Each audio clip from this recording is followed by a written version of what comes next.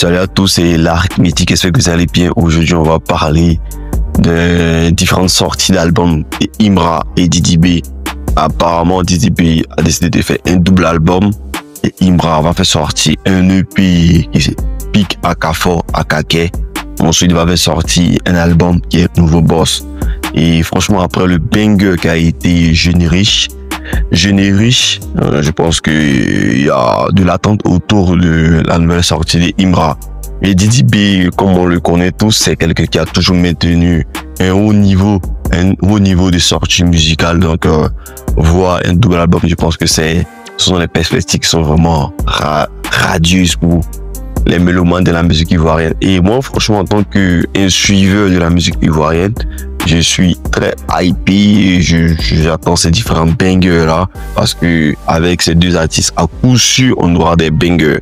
Donc, voilà. Donc ici, de quoi va-t-on parler de cette vidéo là? On va essayer de décrypter un peu l'avènement un peu dans ce nouveau palier, de ce nouveau cycle durant la musique ivoirienne. Je pense que c'est une bonne chose. Ce clash musical là a beaucoup mis de la visibilité sur la musique ivoirienne. Donc que ça reste sur le plan musical en fait. Voilà, donc aujourd'hui ces différentes sorties ont pris d'autres dimensions.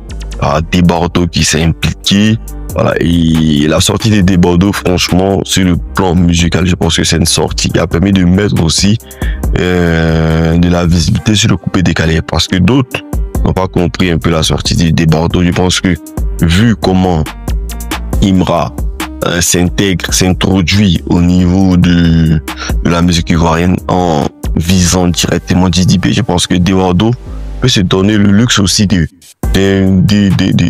s'insérer dans le milieu du rap en dénigrant quelqu'un. Voilà, donc je pense que c'est des bonnes guerres. Voilà, je pense que le but lointain de Debordo est aussi d'imposer que même si le rap ivoire marche bien actuellement, le coupé décalé reste comment on appelle ça, l'acteur majeur de la musique ivoirienne, vu que ce rap ivoire qui est là actuellement, c'est un rap ivoire qui a tiré ses ressources, qui a tiré beaucoup de gimmicks, beaucoup de voilà, de la base du coupé décalé en fait, parce que c'est un rap, le rap de Imra bien vers la drill c'est un rap dansant, mais voilà, on voit que beaucoup de ces robots drill sont tirés du coupé décalé avec voilà, donc c'est tous les sons du robot.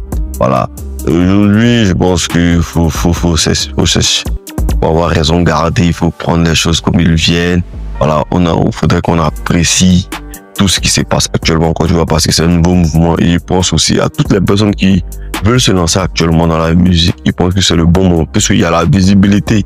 Voilà, il y a la visibilité actuellement sur la musique ivoirienne. Donc pour moi, il y a un composé, un bon beat. Vous avez vu celui qui a fait Eddie Seydou et moi, je m'en fous. Voilà, ce mec-là, il a eu de la visibilité avec les réseaux sociaux, avec le fait que tout ce qui se passe actuellement en Côte d'Ivoire, même Toto le Bazo et Harry qui ont fait le rock ivoirien.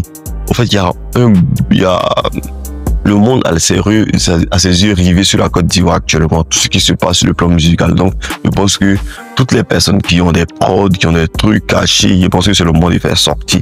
Et à la sortie de Didi B et de Imra, je pense qu'il y aura la place pour tout le monde. Voilà, on n'est pas obligé de marcher sur quelqu'un pour pouvoir briller en fait. Voilà. Et moi, mon coup de cœur que j'aimerais lancer à travers cette vidéo, c'est d'arrêter, nous les Ivoiriens, de rabaisser quelqu'un pour faire monter quelqu'un d'autre. Je pense que c'est un défaut que nous avons en Côte d'Ivoire ici. Rabaisser un artiste pour montrer notre artiste. Voilà, moi je suis pas dans les buzz pour parler mal de quelqu'un, non. Voilà, je ne cherche pas beaucoup plus de vues que ça. Voilà, grâce à Dieu, j'ai des ressources financières, j'ai un travail, donc je n'ai pas besoin de ça pour voilà. Il y a des gens en cherchant beaucoup plus d'argent tiennent des propos désobligeants avec d'autres personnes qui créent des soucis, qui créent des remous pour avoir de la visibilité et tout. Donc je pense que nous devons sortir de ces buzz là, nous devons apprécier la qualité que nous offre notre musique. Depuis trop longtemps, on avait des artistes qui chantaient bien, mais avec de la qualité de musique médiocre. Voilà. Aujourd'hui, on a pu réunir les deux. Je pense que nous devons en profiter. Nous devons maintenir le cap. Voilà, nous devons maintenir le cap. Voilà, il est vrai que Imra reproche beaucoup de choses à Didi B, comme Didi B reproche beaucoup de choses à d'autres personnes, parce que dans la vie, souvent tu veux que quelqu'un t'aide et c'est pas forcément pour lui que ton aide vienne, parce que il y a eu à analyser toutes les vidéos de Imra lorsque les gens lui ont demandé à plusieurs reprises qu'est-ce que tu reproches exactement à Didi B. Il n'a pas su donner une réponse claire, mais ça peut se comprendre parce que moi-même dans ma vie, lorsque j'ai voulu atteindre certains objectifs, voilà, j'ai voulu que peut-être tel oncle ou telle personne fasse quelque chose pour moi parce que je me disais qu'il avait la possibilité, il avait la capacité de le faire, mais n'ont pas pu le faire. Voilà, aujourd'hui, les personnes là sont toujours là et je collabore avec eux sans pour autant les en vouloir, en fait. Voilà, j'ai réussi à ma manière et je pense que c'est beaucoup plus un luxe quand tu réussis de toi-même, tu ne dois à personne. Et je pense que Imra est dans cette statue-là, voilà.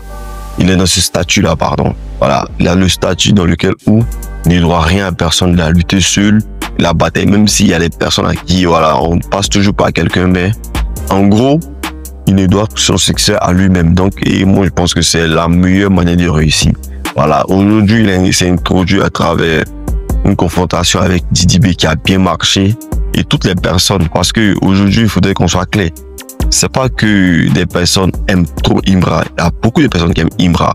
Voilà. Mais il y a des gens qui détestent Didi B. Donc, il a pu solidifier ces deux fanbases là. Les gens qui l'aimaient déjà, plus les gens qui détestent Didi B. Donc, cela a grandi sa fanbase. Sinon, il n'a pas une aussi grande fanbase que ça. Aussi, Didi B, il a une fanbase, mais maintenant, je ne comprends pas d'où est partie cette détestation. Comment ça se fait qu'on a eu un gros nombre de personnes qui détestent Didi B? Ok, voilà, faut pas que je me blesse, voilà.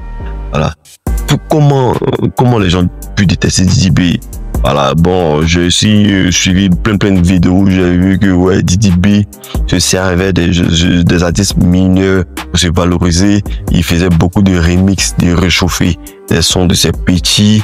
Voilà, il s'attribuait certaines prods, s'attribuait certains sons lorsque tu lui proposes peut-être un son. Voilà, du coup, tu le fais écouter pour qu'il donne son avis. Ça accapare le truc et tout. Je pense que ça, c'est dans le milieu de la musique, ça a été toujours comme ça. Didi B, lorsque tu chantes, parce que au rythme auquel Didi B fait sortir des sons, voilà, je pense qu'à un certain temps, tu as coup. Donc, les gens qui sont déjà assis dans la musique sont comme des vautours, ils tournent autour pour récolter tout ce qu'il peut prendre. Je pense que c'est un peu comme ça. Et franchement, est-ce que c'est une bonne chose? Non, mais est-ce que ça se fait? Ça se fait.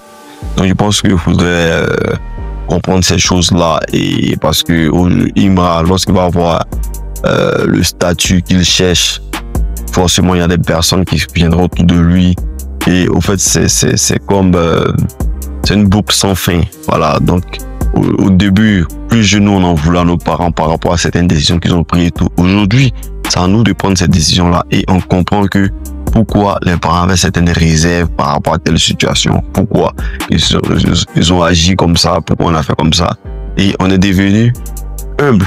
Voilà, je pense que le temps va nous apprendre l'humilité.